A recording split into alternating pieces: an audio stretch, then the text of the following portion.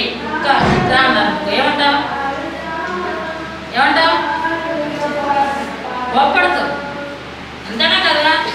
మనల్ని ఎవరైనా జంతువుల పేరు మన పేరు కాకుండా జంతువుల పేరు తెప్పించారు ఇంకేమంటాం మనం?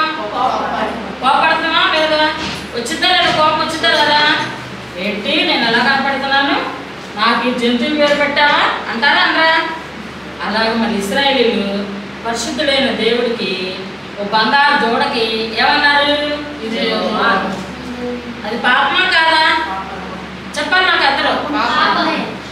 అలాంటి భయంకరమైన పాపం చేస్తుంది, దేవుడికి బాధ కలిగింది, పశ్చాత్తాపడ్డాడు. పశ్చాత్తాపం అంటే ఏంటి చెప్పండి? దుఃఖపడ్డాడు దేవుడు. ఏంటి? దుఃఖపడ్డాడు. ఆయన ఏమన్నాడంటే మోషేతో, ఓ మోషే, నువ్వు ఇశ్రాయేలీయుల్ని ఐగుప్తు దేశం నుండి నడిపించుకొని వచ్చావు కదా, నీ జనులు ఏమైపోయారు? చెడిపోయారు. ఏమైపోయారు జనులు? అదిగో కింద వాళ్ళు ఒక దూడని తయారు చేసుకొని, ఓ ఇశ్రాయేలీయులు, ఐగుప్తు దేశం నుండి నిన్ను రప్పించిన నీ దేవుడైనా యెహోవా ఇదే అంటున్నారు వాళ్ళు. అంటే ఐగుప్తు దేశం నుండి ఎవరు రప్పించారు అంటున్నారు వాళ్ళు? దూడ. కానీ ఎవరిని తీసుకొచ్చారు వాళ్ళని బానిసత్వం నుండి? ఎవరు తీసుకొచ్చారు? ఇశ్రాయేలీయుల్ని బానిసత్వంలో ఉన్నప్పుడు వాళ్ళని నడిపించుకొచ్చింది ఎవరంటే దేవుడు. దేవుడి పేరు తీసేసి ఎవరి పేరు పెట్టారు అక్కడ? అది వాళ్ళంట ఐగుప్తు దేశం నుండి వాళ్ళని విడిపించుకొని తీసుకొచ్చిన దేవత ఆ యొక్క యెహోవా ఇదే అని చెప్పేసి వాళ్ళు చాలా పాపం చేస్తారు. పాపం చేయలేదా? మోషే నువ్వు కిందకి వెళ్ళి అర్జెంటుగా, నీ జనులు చెడిపోయారు, పాడైపోయారు, తింటున్నారు, త్రాగుతున్నారు, లేచి ఆడుతున్నారు అసలు. అంటే అక్కడ వాళ్ళు ఏం చేస్తున్నారంట? ఆ బంగారు దూడకు పండగ చేద్దామన్నారు కదా, ఆ పండగ ఏంటంట? పండగలు ఏం చేశారంట? వాళ్ళు తిన్నారు, ఏం చేశారు? తాగారు, లేచి ఏం చేశారు?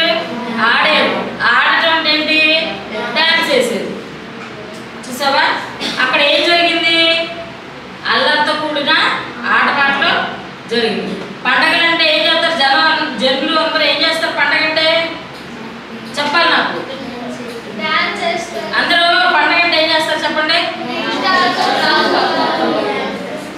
మీరు లోకల్లో చూస్తున్నారా చూడట్లేదా? క్రిస్మస్ పండుగ అంటే ఏం చేస్తారు చెప్పండి? శుభ్రంగా ఉదయం ఏం చేస్తారు? ప్రార్థనకి వెళ్తారు. తర్వాత వచ్చిన తర్వాత ఏం చేస్తారు?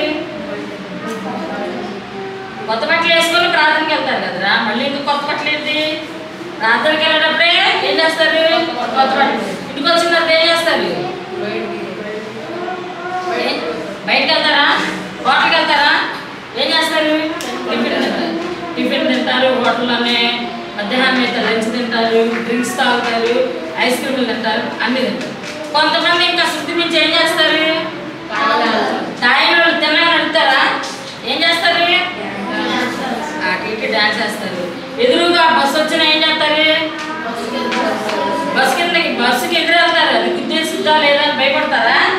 తాగినళ్ళు పండగ అంటే అలా చేస్తారు. దేవుడికి అలాంటి పండగలు చేయడం అంటే దేవుడికి ఇష్టమా? ఇష్టం లేదు. అంటే ఇశ్రాయేలీయులు చెడిపోయారు, దేవునికి వ్యతిరేకంగా పాపం చేశారు. దేవునికి వ్యతిరేకంగా ఏం చేశారు? అప్పుడు మోషే కొండ మీద నుండి దిగుకుంటూ వచ్చాడు. వచ్చి ఇశ్రాయేలీయులు తిని త్రాగుతూ ఎగురుతూ ఉంటే వాళ్ళని చూసి, అహరోను ఎందుకు ఈ పనులు చేసావనంటే, అహరోను అంటున్నాడు, పాపగించుకోమాక నా ఏలినవాడా, ఈ జనులు మూర్ఖులు, అది నీకు కూడా తెలుసు కదా, వీళ్ళు మాకు ముందు నడిచే దేవతను చూపమన్నారు, అందుకే నేను ఇట్లా తయారు చేశాను అని అంటాడు. అప్పుడు దేవుడు మోషే అంటాడు అన్నమాట, దేవుడి పక్షాన్ని ఎవరున్నారు రండి అంటే, లేవీలందరూ దేవుడి పక్షాన్ని మేము ఉన్నామని చెప్పి ఒక పక్కకు వచ్చారు. ఎవరు వచ్చారంటే ఏ వంశస్థులు వచ్చారు? లేవీలు. యాకోబుకి ఎంతమంది కుమారులు? 12 మంది. అందులో రూబేను, షిమ్యోను, లేవి, యోదా, ఇశ్శాఖారు, జెబూలూను, యోసేపు, బెన్యామీను, దాను, నఫ్తాలి, గాదు, ఆషేరు. ఈ 12 గోత్రాల్లో ఏ గోత్రం వచ్చిందంట? లేవి గోత్రం పక్కకు వచ్చిందంట. మోషే చెప్తున్నాడు, ఇదిగో మీరు కత్తి చేత పట్టుకోండి, మీ ఇరుగు పొరుగు వారిని ఏం చేయాలి? కత్తితో చంపేసేయండి, యెహోవా సెలవిస్తున్నాడు అన్న. మొత్తాన్ని వాళ్ళు ఏం చేశారు? చంపేశారు. ఆ బంగారు దూడను కూడా ఏం చేశారు? కాల్చి వేశారు. పొడి పొడి చేసేసి ఆ నీళ్ళని ఏం చేశారు? తాపించే. మోషే తెల్లవారైనే మోషే ఏం చేశాడంటే మరుసటి రోజున ఏం చేశాడంటే కొండపైకి వెళ్ళాడు. మోషే మళ్ళీ ఎక్కడికి వెళ్ళాడు? కొండపైకి వెళ్ళి ఏం చేశాడంట? దేవుని బ్రతిమాడుతున్నాడంట.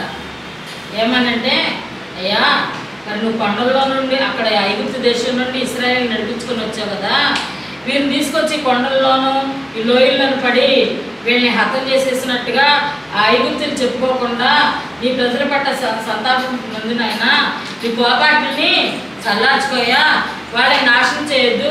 ఒకసారి అబ్రహాము, ఇస్సాకు, యాకోబుతో నువ్వు చేస్తున్న ప్రమాణాన్ని జ్ఞాపకం చేసుకో. ఈ దేశాన్ని ఇస్తానన్నావు, వాళ్ళకి భూ హక్కు కల్పిస్తానన్నావు. మరి ఆ ప్రజల్ని నువ్వు ఏం చేయొద్దు? నాశనం చేయొద్దు. ఒకవేళ నువ్వు వాళ్ళని నాశనం చేసే లెక్కైతే జీవగ్రంథంలో నుండి నా పేరే తీసే అన్నాడు. మోషే అంత ప్రేమించాడు ఇశ్రాయేలు. అప్పుడు దేవుడు ఆ చేస్తానన్న కీడు చేయకుండా ఆపి ఆ ప్రజల్ని కాపాడు. ఎవరైతే ఈ పనికి ఈ దూడను తయారు చేసి విగ్రహారాధన చేసి ఆ తిని తాగి ఎగిరి డ్యాన్సులు వేసారో వాళ్ళని మాత్రం దేవుడు ఏం చేశాడు? చంపేసి వాళ్ళ పేరు జీవగ్రంథంలో నుండి తీసేసి 3,000 మంది కత్తివాత చేత వాళ్ళ మొత్తానికే చనిపోయారు. అంటే పాపం చేసిన వ్యక్తుల్ని దేవుడు ఏం చేస్తున్నాడు? చెప్పాలి నాకు. పాపం చేసిన వ్యక్తి ఏమవ్వాలి? మరణం నొందాలి. అంటే దేవుడికి వ్యతిరేకంగా ఆజ్ఞ మీరితే పాపం చేసిన వ్యక్తులు దేవుడు మాత్రం వాళ్ళని సహించుకుంది. కాబట్టి ఈ పాటలో మనం తెలుసుకున్నది ఏంటంటే, దేవుడు కంటికి కనిపించాడు, కనపడే రూపాలతో ఉండే బొమ్మల్ని మనము కొలవకూడదు. అలా ఇశ్రాయేలు పూజ చేసినందుకు ఎంతమంది చనిపోయారు? 3,000 మంది చనిపోయారు. కాబట్టి చిన్ననాటి నుండి మీరు ఏం గ్రహించాలంటే, దేవుడు ఆత్మ, ఆయనకి భౌతికమైన రూపురేఖలు లేవు. కాబట్టి ఆ దేవుణ్ణి మనం ఆరాధించేటప్పుడు ఆత్మతోనూ సత్యంతోనూ ఆరాధించాలి. దేవుడు చేసిన మేళ్లను కళ్ళారా చూసి కూడా మనం అవిశ్వాసమైతే ఉండకూడదు, అవిశ్వాసులుగా ఉండకూడదు. విశ్వాసాన్ని మనం ఏం చేయాలి? వృద్ధి చేసుకోవాలి. అర్థమైందా మీకు ఈ పాఠం? అందరూ నిలబడితే ప్రార్థన చేసుకోవాలి.